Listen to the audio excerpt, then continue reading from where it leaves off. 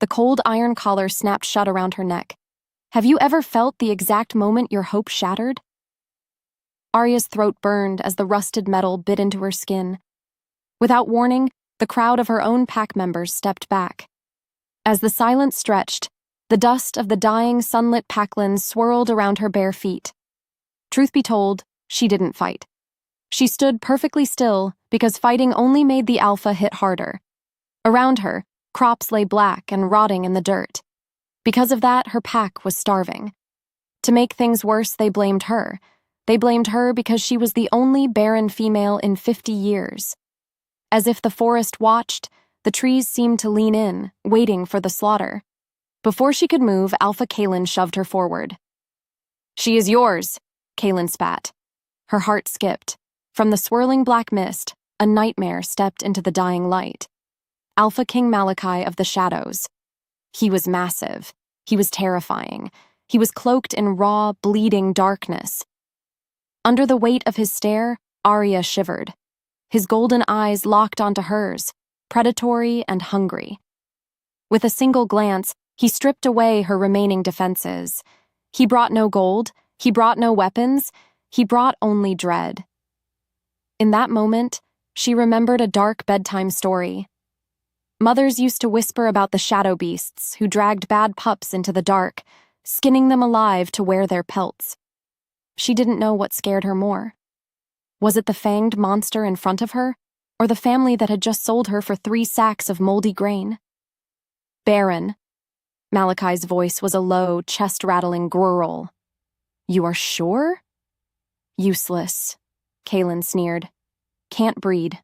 Accursed thing." Between them, something cracked. It was the last piece of Aria's loyalty. She lost her home, she lost her pack, she lost her pride. Yet, Malachi didn't look at her with disgust. Instead, his nostrils flared, taking in her scent. With his scent in the air, a rush of pine and dark magic flooded her senses. The air thickened. "Good," Malachi murmured. As the wind shifted, he tossed a heavy bag of silver to the ground. Next, he reached out, his massive, calloused hand wrapped around the chain of her collar. Her body moved on instinct. She flinched away. But then, his grip loosened. He didn't yank. Rather, he stepped so close the heat of his massive body radiated against her freezing skin. "Come," he commanded softly. Without another word, he turned toward the terrifying border of the shadow realm. As if pulled by a string, Aria followed. She walked into the dark because she had absolutely nothing left in the light. As they crossed the boundary line, a strange, glowing black vein pulsed up Malachi's neck. What was that dark mark? And why did it look like it was eating him alive? Chapter 2. As the sky darkened, the temperature plummeted. Soon after, the dead, twisted trees of the shadow realm closed in around them like a cage. Aria stumbled over a jagged root. Without thinking, Malachi's hand shot out. He caught her waist, his grip firm yet surprisingly gentle. Her breath caught. The space between them burned. For a monstrous king, his touch was incredibly warm. "Careful," he rumbled, his voice vibrating through her chest. She pulled away quickly. In the quiet that followed, the silence of the woods felt heavy. It felt wrong. "Why did you buy me?" Aria's voice trembled. As the echo faded, Malachi stopped walking. He turned to face her in the gloom. Shadows danced between them. "I didn't buy a breeder," he said coldly. "I bought a shield." Her thoughts spun. A shield. As the truth unraveled, he pointed a massive finger toward the horizon. In the distance, a toxic black fog boiled against the sky. The Deathlands. "The Dark Witch Marana cursed our world," Malachi explained, his tone laced with a heavy ancient grief. "She stole the moonstone. As a result, she drains the life from our soil, our pups, our futures." Aria stared at the swirling death.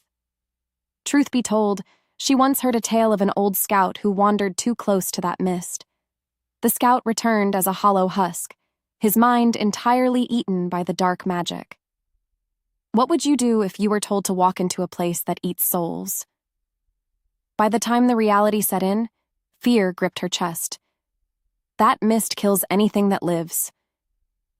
Anything that can give life, Malachi corrected. He stepped closer. With every step he took, his raw power pressed against her. The magic feeds on fertility. It feeds on the spark of creation. That's why everything dies. In the echo of his voice, she finally understood. But I don't have that spark, Aria whispered. Exactly. Malachi's golden eyes softened for just a fraction of a second. You are immune. You can walk the Deathlands because there is no life inside you for the magic to steal. Her chest ached. The very thing that made her an outcast, the flaw that made her worthless, was the only thing that could save them? As the bond pulsed, a strange heat sparked in the center of her chest. She felt it, clear as day. It was the mate bond. Deep down, she knew the truth. This terrifying, cursed king was her fated mate. Before either could speak, a bone-chilling shriek ripped through the dead trees. Moments later, the shadows twisted. Red eyes glowed in the darkness. Marana's soulless beasts had found them, which meant their journey was about to turn into a bloodbath. Chapter 3. Without warning, a massive creature made of rotting flesh and dark smoke lunged from the canopy. Malachi roared. It was a sound that shook the very earth. In the span of a breath, he shoved Aria behind him. The air grew cold, the shadows grew long, the fear grew deep. As if summoned, Malachi's shadow stretched. It formed a massive, wicked blade of pure darkness in his hand. He swung. The blade sliced the beast in half, but black blood sprayed everywhere. Yet, for every beast he killed, 2 more crawled from the mist. What followed was pure chaos. Malachi fought like a demon, but as he used his magic, Aria saw it. The glowing black vein on his neck pulsed violently. He bled shadow because every use of his power drained his mortal soul. He was killing himself to protect her. Malachi! Her name hung in the air, swallowed by the snarls of the monsters. A beast bypassed the king. It leaped straight for Aria, its jaws wide open. Her bones remembered him, but her instincts screamed to fight. As her wolf stirred, a strange, dormant energy flared in her blood. She raised her hands to protect her face. The moment their eyes locked, the beast clamped its jaws over her arm. But then, nothing happened. There was no tearing of flesh. There was no blood. Instead, the moment the beast's necrotic magic touched her skin, the monster shrieked in agony. As fire bloomed beneath her skin, the dark magic rebounded. The beast crumbled into a pile of gray ash at her feet. Time stood still. While her pulse raced, Malachi stared at her, chest heaving. The remaining beasts whimpered. They backed away. They recoiled from her because she held no life for them to steal, making her toxic to their dark hunger. Her world tilted. She wasn't broken. She was a weapon. As the mark tingled on Malachi's neck, he dropped to one knee, exhausted. The shadow blade vanished. Without thinking, Aria rushed to him. She dropped to the dirt, her hands hovering over his chest. "You're dying," she whispered, seeing the dark veins spreading toward his heart.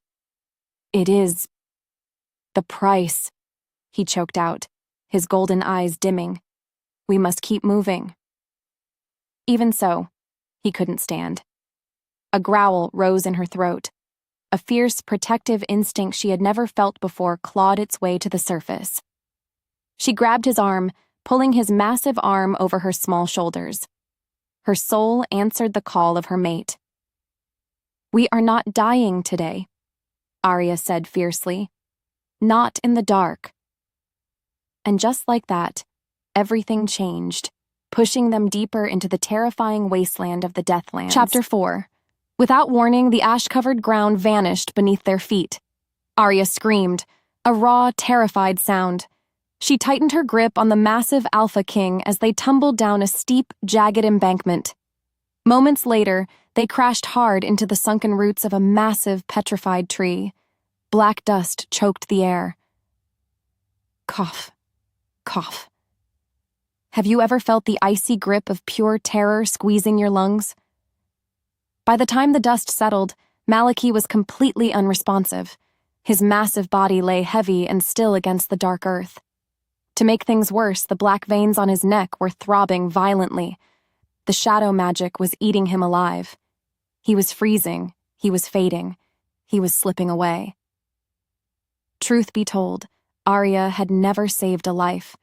Back in the sunlit packlands, she once watched a tiny, abandoned pup freeze to death in the snow. She had tried to warm the pup, but her former alpha dragged her away, claiming a cursed female shouldn't touch the young. She remembered the sheer, helpless agony of watching that little chest stop moving. She refused to let that happen again. She refused to watch another soul die. Because of that, she forced herself to move. Her body moved on instinct. She dragged Malachi deeper into the cavernous hollow of the tree roots to hide them from the biting wind. As the silence stretched, she noticed something strange. A jagged silver scar ripped across Malachi's chest, right over his heart. It didn't look like a blade wound. It looked exactly like a wolf bite.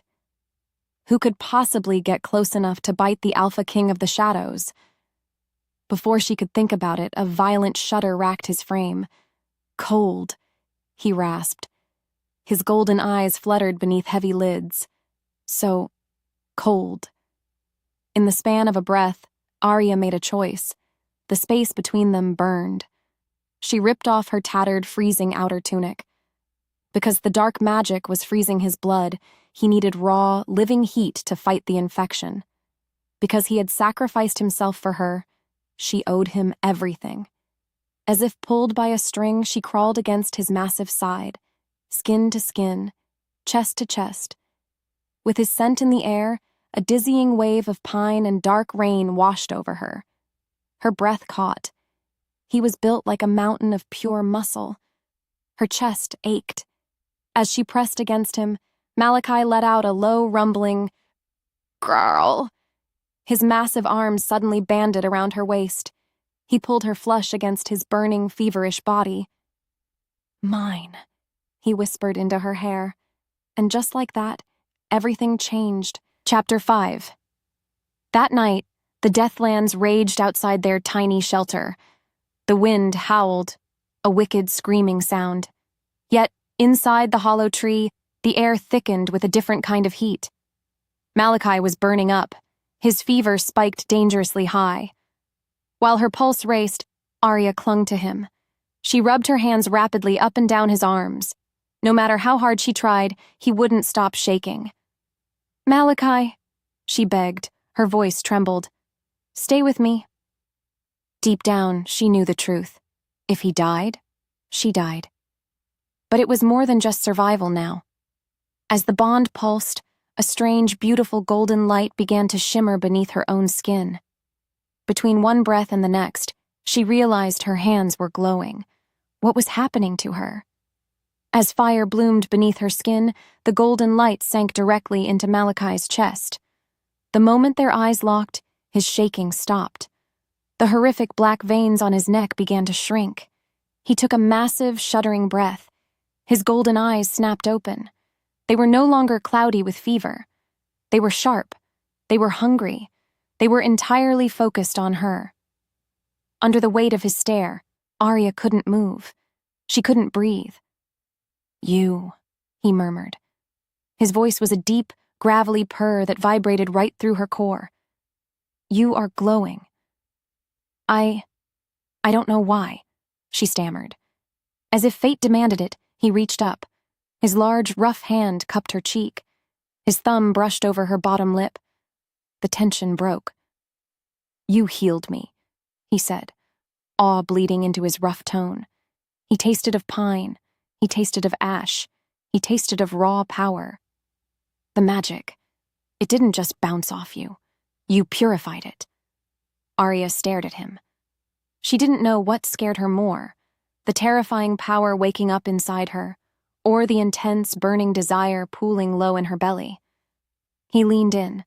His lips brushed against hers.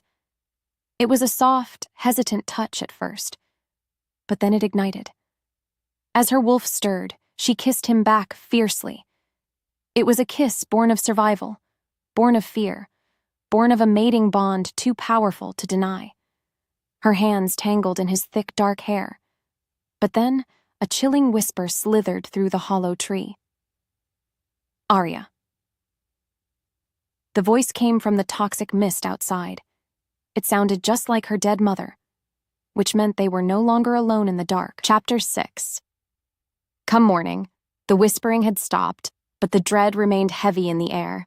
As the sky darkened with a fresh wave of toxic fog, they crawled out of the tree roots. Malachi was healed, but he was furious. He kept Aria tucked tightly behind his massive frame. "Do not listen to the mist," Malachi commanded sharply. "It uses your deepest grief against you. It plays tricks." As they walked, Malachi told her a story. Hundreds of years ago, a young alpha lost his mate. The dark mist mimicked his mate's cries. The alpha walked right into the fog, completely willingly, and was turned into a soulless beast. Because the mist fed on pain, they had to bury their fear. Because Marana was watching, they had to be flawless. Eventually, the dead forest gave way to a massive, crumbling stone courtyard, the ruins of the Stolen Moon Temple. As the wind shifted, a tall, terrifying figure stepped out from behind a shattered pillar. It wasn't a beast, it was a woman.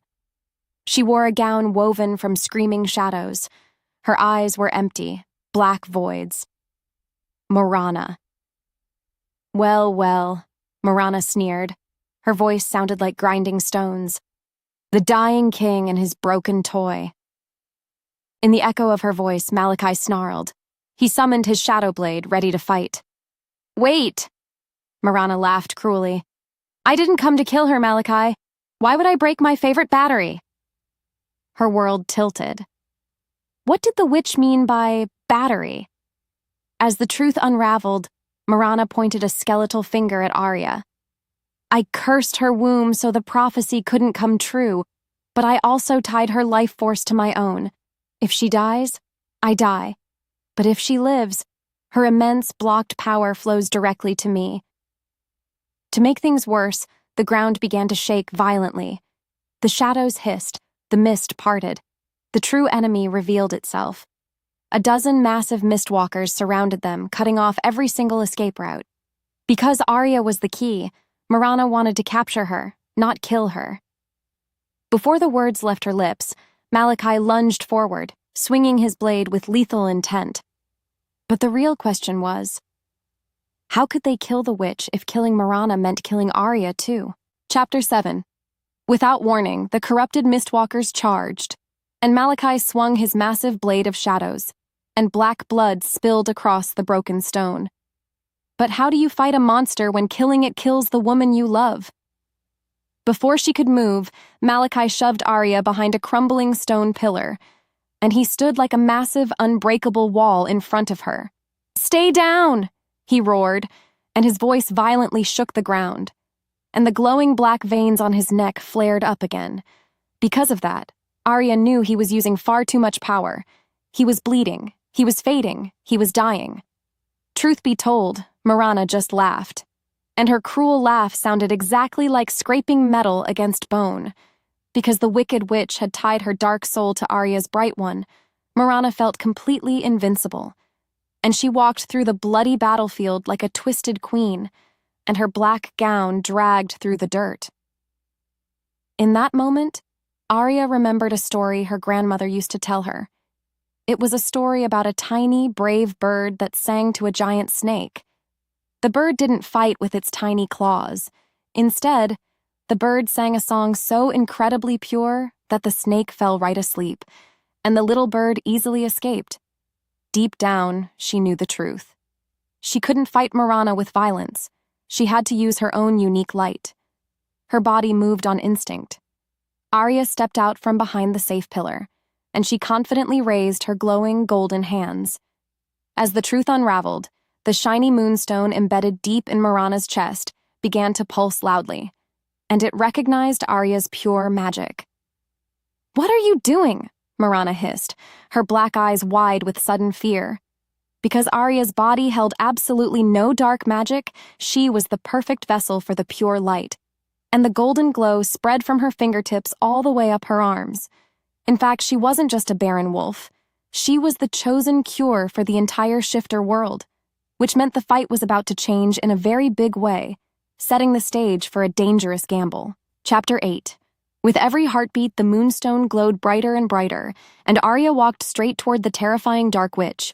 What's worse, the massive mistwalkers turned their glowing red eyes on her, but they didn't attack, and they actually shrank back from her blinding golden light. Because her magic was incredibly pure, the toxic fog couldn't touch her skin, and the air around her smelled sweet, just like blooming spring flowers. Under the weight of his stare, Malachi completely froze. With pure panic.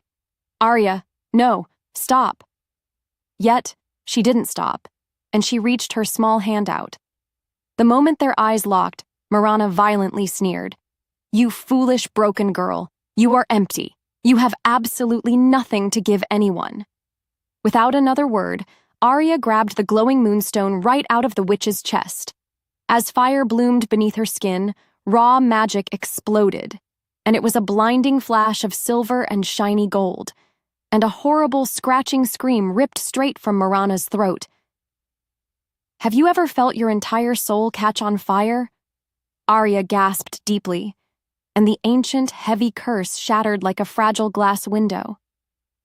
Because Aria was never truly broken, the magic didn't hurt her at all. Rather, the dark spell had only blocked her true power. And now, the massive dam was completely broken.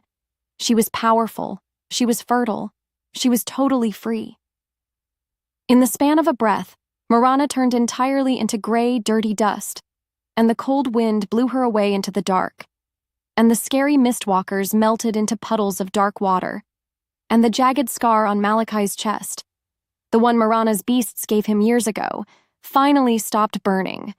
And just like that, everything changed, paving the way for the beautiful light to finally return to the world. Chapter 9.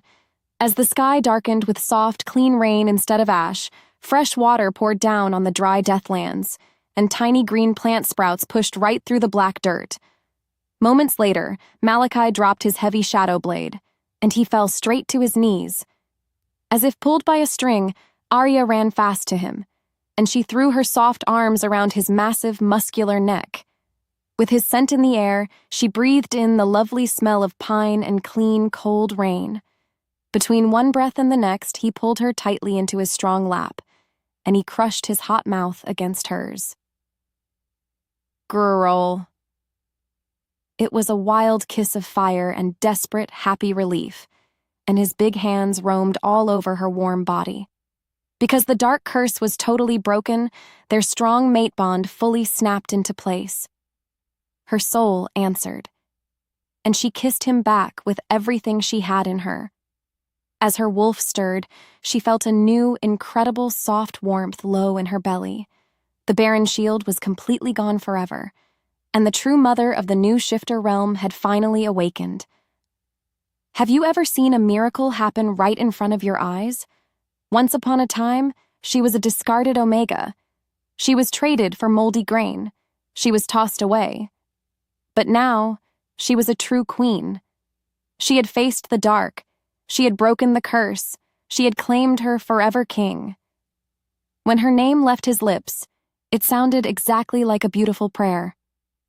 Whispering softly, "My Luna, my wonderful life." As the silence roared, she smiled widely against his soft lips, and the rescued stolen moon shone very brightly right above their heads. Eventually, they would proudly return to the sunlit packlands to show everyone the beautiful new world. And her mean former alpha would have to bow down to her. But tonight, they only needed each other. And the warm shadows finally felt like a real home. Chapter 10. Without warning, the glowing moonstone in Aria's hands suddenly turned ice cold. Her heart skipped. The beautiful silver light vanished completely. In the span of a breath, Malachi gasped loudly and fell to the wet dirt. He hit the ground hard. What's worse, the jagged scar over his strong heart ripped right back open. It didn't bleed red blood. Instead, it bled thick black ink. Why was he bleeding dark magic again if the Wicked Witch was truly dead? Have you ever fixed something perfectly only to watch it break into a million pieces a second later? As the silence stretched, the beautiful new green grass around them instantly turned brown and died.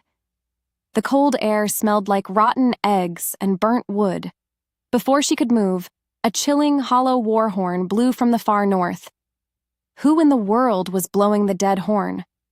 Because Marana was only a weak puppet, the real master of the dark was finally waking up. Truth be told, Aria remembered a puppet show she saw when she was a tiny girl. A scary wooden wolf danced on strings, but the real danger was the hidden man behind the black curtain. Deep down, she knew the truth. Marana was just the wooden wolf. As if pulled by a string, Aria dropped to her knees to help her king. Her hands glowed brightly, but the golden magic did absolutely nothing to fix his chest. No matter how hard she tried, the black blood kept flowing. "It's him," Malachi choked out, coughing up dark mist. "Who?" she cried out. "The first alpha," he whispered softly, his golden eyes wide with pure fear. Because the first alpha was trapped inside the moonstone, breaking the curse had accidentally set him free, which meant they traded one terrible monster for an even bigger nightmare, forcing them to find a brand new way to survive. Chapter 11. Come morning, Malachi was weak but very angry. Despite that, he forced himself to stand up tall on his shaky legs. He was bleeding, he was hurting, he was furious. As the wind shifted, he raised his massive face to the gray sky. He opened his mouth. He let out a booming, earth-shaking roar. In the echo of his voice, the shadows around the dead trees began to move. The dark ground shook violently. Moments later, tall wolves made of pure darkness stepped out of the woods. They had bright silver eyes and razor-sharp claws. "My shadow guard," Malachi explained, breathing heavily. "They sleep in the dark. They wait for the call. They obey the true king." Because they needed a massive army to fight the first alpha, Malachi had to risk waking his most dangerous warriors. Are you brave enough to command wolves made of nightmares? With every step he took, the dark wolves bowed their massive heads to him. But then, the biggest shadow wolf turned its silver eyes right toward Aria. The huge monster bared its sharp teeth. "Girl." Her body moved on instinct. She didn't hide behind Malachi this time. Rather, she stepped bravely forward into the cold dirt. She was powerful, she was glowing, she was fearless. As her wolf stirred, her golden magic flared brightly in her eyes. "I am your Luna," she shouted loudly. "Submit!" The tension broke. The massive shadow wolf whined softly and dropped to its belly. Not only that, the entire pack of dark monsters rolled onto their backs for her. As a result, Aria finally understood her true power. She remembered a story about a wild horse that no man could ride. The angry horse only bowed to the gentle farmer who brought it sweet apples instead of a hard whip. Because Aria led with pure light, the dark wolves trusted her completely. Even so, having an army of shadows wouldn't be enough, leading them straight back to the one place that hated them the most. Chapter 12. By the time they reached the border of the sunlit packlands, the sun was fully setting. The sky looked like spilled blood. At the same time, the harsh smell of smoke filled the cold air. What followed was a truly horrible sight. Alpha Kalen, the cruel man who sold Aria, stood waiting for them at the gate. But he wasn't alone. He had hundreds of scared wolves standing right behind him. Because Kalen was a greedy coward, he had made a dark deal with the first alpha to keep his stolen throne. As the truth unraveled, Kalen smiled an ugly, wicked smile. "Welcome home, useless stray," he sneered loudly. With his scent in the air, Aria felt pure rage boil deep inside her chest. The space between them burned. "I am not a stray," Aria said coldly, her voice echoing with fierce power. "I am the queen of the shadows, and you are standing on my dirt." Just like that, Kalen lunged at her with a shiny silver blade. Before either could speak, Malachi moved like fast lightning. He grabbed Kalen by the throat and lifted him high into the air. Kalen dropped his knife, gasping for sweet air. "You touched my mate," Malachi purred darkly. "That is a fatal mistake." Meanwhile, the scared sunlit wolves didn't attack at all. Instead, they stared in pure awe at Aria's glowing golden light. Because true power comes from love and not fear, the sunlit pack slowly bowed down to their new Luna, completely abandoning bad Kalen to his dark fate. And she let it happen, setting the stage for the ultimate battle against the first alpha. Chapter 13. Without warning, the black sky ripped wide open. The first alpha did not just walk into the packlands. He fell like a burning, dark star, and the ground shook so hard that everyone's teeth rattled loudly in their mouths. What's worse, he wasn't alone. He rode a massive, terrifying beast made of pure white bone. Have you ever seen a walking nightmare step right into the warm daylight? Because the first alpha desperately wanted his stolen power back, he brought an entire army of dead shadows to destroy everything in his path. Before either could speak, Malachi stepped right in front of Aria. With a deep, protective growl, "Stay back, my little bird." "I am not hiding," Aria said bravely, standing very tall. "We fight this together." In that moment, she remembered a story about a tiny, clever mouse. The mouse didn't fight the hungry owl with sharp claws or tiny teeth. Instead, the mouse tricked the owl into flying right into a sticky, hidden spider web. Because they couldn't possibly match the first alpha's raw, giant size, they had to be much smarter than him. As if summoned, Malachi began to shift. It was a terrifying, beautiful sight. His bones cracked loudly. Snap, crack.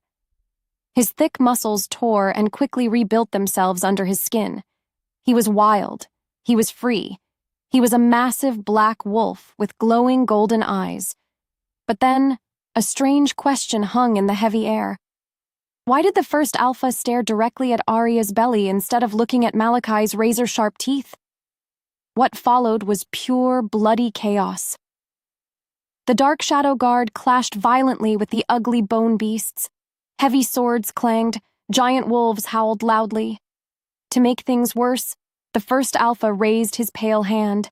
A long whip of dark fire lashed out and wrapped tightly around Malachi's furry throat. Yelp! Because Malachi's chest scar was still bleeding thick black ink, his shadow magic was incredibly weak today. He choked hard and fell straight to the dirt. Between one breath and the next, Aria felt her own golden magic pulse deep inside her warm veins. But what was the glowing, silver secret hidden deep inside the first alpha's black heart? Which meant Aria had to do the unthinkable to save her fated mate, pushing them both to the very edge of dangerous death. Chapter 14. As the truth unraveled, Aria saw a glowing silver cage inside the first alpha's open chest. He didn't have a normal beating heart. He had a trapped piece of the ancient moonstone. From there, her body moved on pure instinct. She ran straight into the violent, bloody battlefield. "Aria, no!" Malachi roared in his human voice, shifting back quickly to grab her. Despite that, she didn't stop. She ran right past the swinging bone swords and the loudly snapping jaws. Have you ever ran toward a raging house fire just to save a single precious photograph? Because she loved Malachi way more than her own life, she threw herself directly at the evil first alpha.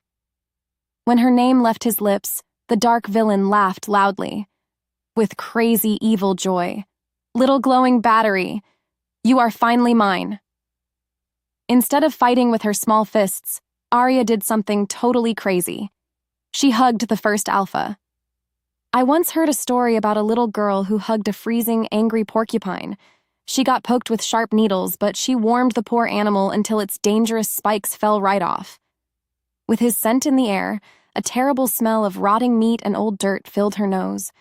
But she pushed her bright golden magic straight into his cold, dead chest. Because her light was pure, unconditional love, it acted like deadly poison to his dark, selfish hate. "Stop it!" the first alpha screamed loudly. As fire bloomed beneath her skin, the silver cage in his chest totally shattered. Boom. Moments later, A massive shockwave blew Aria backward. She flew high through the smoky gray air. Before she could hit the hard, rocky ground, massive, warm arms caught her. Malachi. He spun her around safely and set her gently on her bare feet. Next, Malachi turned back to the screaming first alpha. Because the villain's dark magic shield was totally broken by Aria, Malachi plunged his sharp shadow blade right into the first alpha's evil heart. The space between them burned with bright white fire. The first alpha turned to black dust and blew away in the chilly wind. Even so, the huge fight took a massive, terrible toll on the brave Shadow King. As Malachi fell hard to his knees, his golden eyes rolled back in his head. He was cold, he was completely still, he was dying. That's why Aria had to unlock the final, deepest level of her golden magic, setting the stage for a desperate, steamy rescue in the dark. Chapter 15. Beneath the moonlight, the ruined battlefield grew completely quiet. The evil bone beasts crumbled into piles of gray ash, but Aria's heart was breaking into a million tiny pieces. Malachi lay motionless in the dirty, ruined grass. "Don't leave me here," she whispered softly, her small hands shaking. As her wolf stirred, a single sad tear rolled down her dirty cheek. It dropped right onto Malachi's open, bleeding chest scar. Because true love is the strongest, purest magic in the whole world, that single tear glowed like a tiny hot sun. Without warning, Malachi gasped. He sucked in a huge, greedy breath of sweet air. The black ink totally stopped flowing. The jagged, ugly scar sealed itself shut with a bright, beautiful silver light. By the time he opened his eyes, they were shining with pure, healthy gold once again.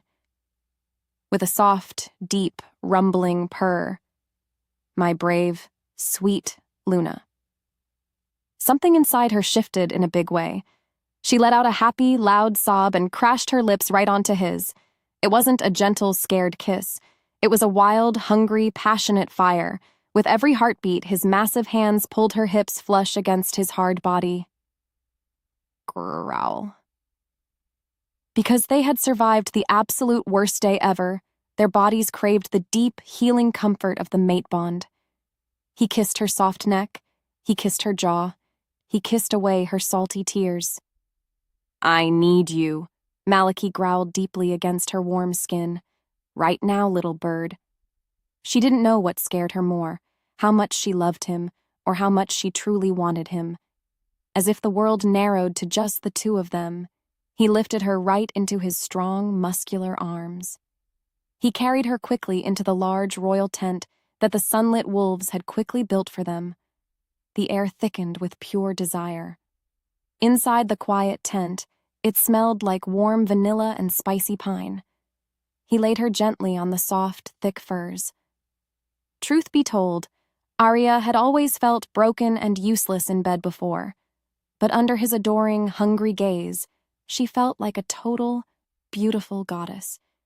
He mapped her curvy body with his hot, demanding mouth. Every single touch was electric. Every breathy sigh was a sweet song. "You are totally perfect," he whispered into her ear. Tenderly, "My bright light, my whole life." As they finally joined together in love, a beautiful wave of golden and black magic swirled gently around the dark room. It was intense. It was sweaty. It was pure, sizzling magic. Eventually, they lay tangled closely together under the warm, heavy blankets. Outside the tent, the sunlit wolves and the scary shadow guard were actually sitting together. They were happily sharing a large, warm campfire. Because Aria and Malachi successfully balanced the bright light and the scary dark, the two divided worlds were finally one big, happy family. And she let it happen, knowing her beautiful story of true love had only just begun. Chapter 16. The Missing Shards. A loud, bone-chilling howl ripped through the sunny morning sky. Have you ever woken up from a perfect, sweet dream only to find a new, scary nightmare waiting at your front door? Come morning, Aria bolted upright in the large, warm bed. Her heart pounded fast. Beside her, Malachi was already awake. He was tired. He was sore. He was completely on edge. His glowing golden eyes scanned the thick walls of the royal tent. with a low, worried voice. "Did you hear that?" Aria whispered softly, clutching the heavy fur blankets to her chest. Without warning, the flap of the tent flew wide open. A tall, sunlit guard rushed inside. The man bowed quickly, but he looked very terrified. "My king!" The guard panted loudly. "We found something bad. Very bad." What followed was a tense, scary walk to the edge of the camp. The fresh air smelled like cold dew and wet dirt, but underneath that nice smell, there was a bitter scent of metallic blood. Because the explosion from the first alpha was so huge, tiny pieces of the magic moonstone had scattered everywhere. They didn't just vanish into thin air. Instead, they landed in the deep, dark woods. As if pulled by a string, Aria walked over to a crushed bush. A shiny silver shard sat on the green leaves. But the shard wasn't glowing with her pretty gold light anymore. It was totally black, which meant someone had found the broken magic during the night and touched it with a very evil heart. Truth be told, Aria remembered an old story her grandmother told her. It was a story about a greedy, silly fox. The fox found a pile of shiny gold coins in a dark cave, but the coins belonged to a sleeping dragon. The fox tried to steal just one coin, but the loud clink woke the angry beast up. Because greedy men always want more power, someone in their brand new united pack was trying to steal the leftover dark magic. At the same time, another strange howl echoed from the deep caves near the rocky border. It didn't sound like a normal wolf. It sounded exactly like a twisted, sick monster. Who was hiding in those dark caves, and what were they planning to do with the corrupted shards? This scary mystery hung heavy in the air, pulling our heroes away from their happy peace and straight back into terrible danger. Chapter 17, The Traitor's Shadow. By the time the afternoon sun climbed high into the sky, the camp was fully awake. But a creepy, uncomfortable feeling crawled over Aria's skin. More importantly, she felt incredibly dizzy. She smelled danger, she felt fear, she tasted bitter betrayal. Her stomach twisted sharply.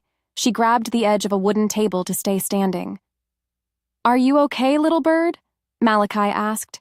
He rushed over quickly. His big, warm hands grabbed her waist. With pure concern. "You are very pale." She nodded slowly. But then, a horrible wave of nausea hit her hard. Because her magic was changing her body in a beautiful, shocking way, she felt totally sick to her stomach. She wasn't just a barren wolf anymore, she was carrying the very first spark of new life in the shifter realm. But before she could tell Malachi her wonderful secret, a loud scream rang out from the food tents. In the span of a breath, they ran toward the loud noise. The scene was totally chaotic.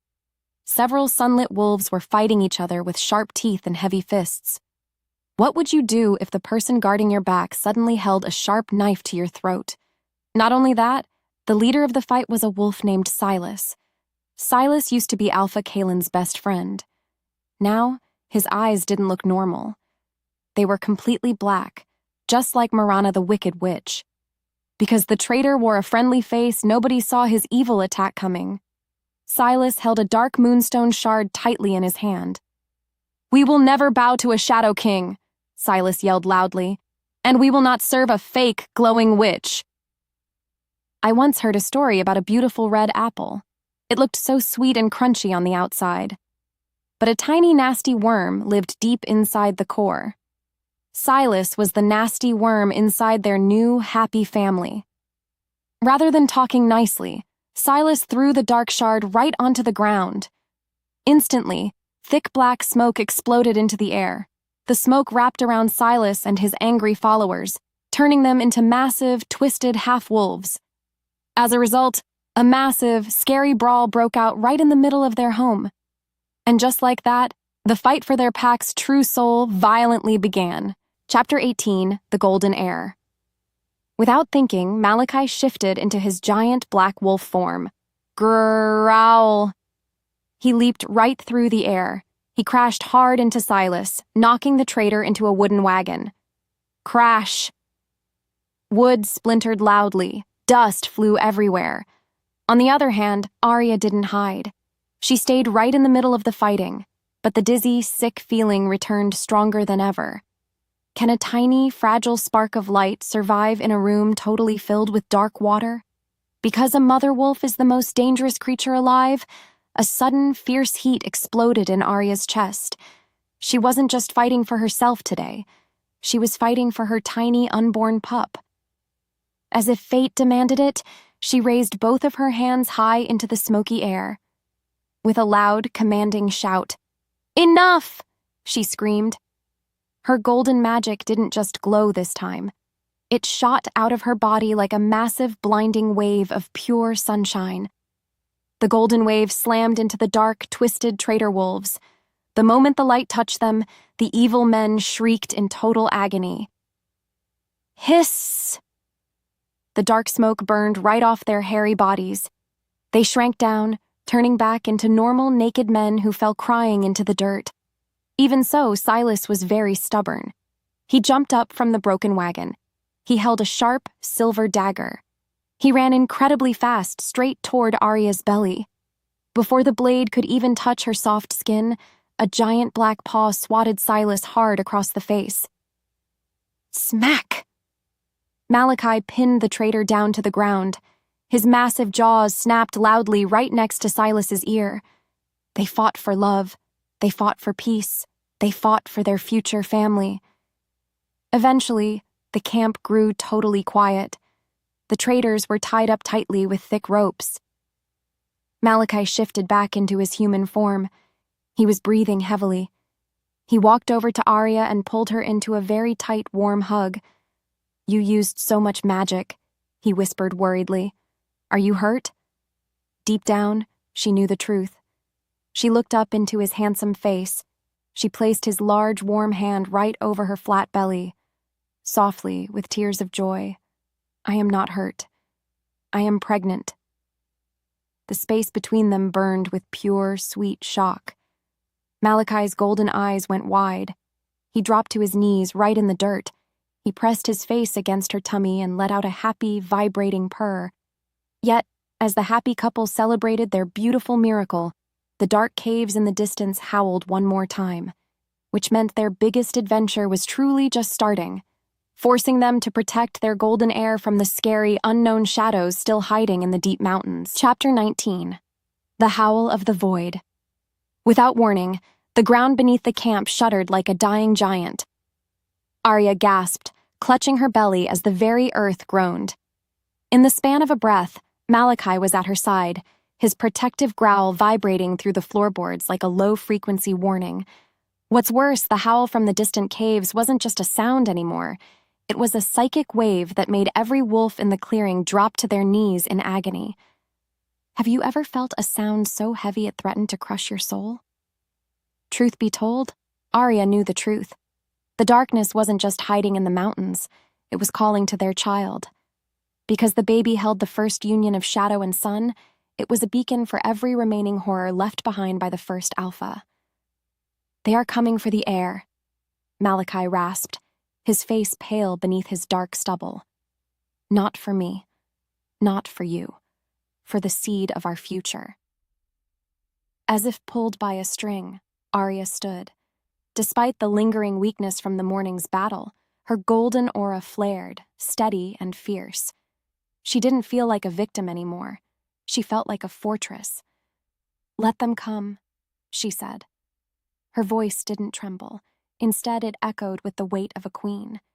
"We will show them that the shadows are no longer a place of fear. They are a place of birth." Because of that, they didn't wait for the enemy. They marched. Under the weight of his stare, Malachi nodded, his own shadow-weaving magic coalescing into a suit of obsidian armor. As they ascended the jagged, snow-dusted paths of the Forbidden Range, the air thickened with a scent that made Aria gag, sulfur and rot. What followed was a slow, agonizing trek into the mountain's gut. The caves were vast, dripping with bioluminescent fungi that pulsed in rhythm with the baby's growing heartbeat. It was as if the mountain itself was breathing along with her child. In the echo of his voice, Malachi whispered, "Do you feel that? The mountain is alive, Aria. It is trying to hide us." Yet, even as they moved deeper, The shadow wolves of their guard began to vanish, one by one, plucked into the darkness by something unseen. Chapter 20: The Mirror of Lost Names. Moments later, they entered a chamber made of smooth black obsidian. In the center sat a pool of liquid shadow, a mirror that showed not faces, but forgotten legacies. Before they could turn back, the pool rippled. Aria stopped dead. In the surface, she saw her old pack. She saw herself as she was years ago, small, trembling, and being traded for grain. "Aria, don't look!" Malachi roared, reaching for her. But it was too late. The mirror pulled at her. Because she had spent her life believing she was empty, the mirror tried to fill her with her own past self-hatred. It whispered that she was still that discarded girl. It told her the child in her womb would only bring more suffering. "You are just a vessel," the mirror hissed in her own voice. "The king loves the power, not the girl." Her chest ached. The doubt was a physical blade twisting in her gut. She let go of Malachi's hand, swaying as if caught in a gale. But then, she felt a tiny, fluttery movement in her belly. A kick. A life. She wasn't empty. She was full. As if summoned by her newfound certainty, she reached into the black pool. Instead of being consumed, she thrust her golden light into the liquid depths.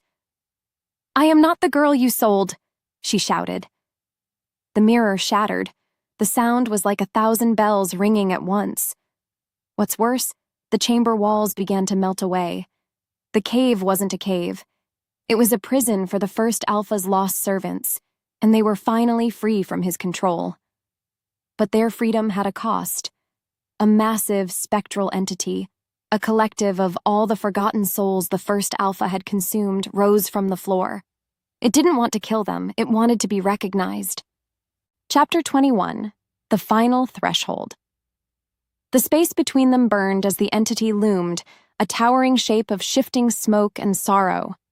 It wasn't Marana. It wasn't the first Alpha.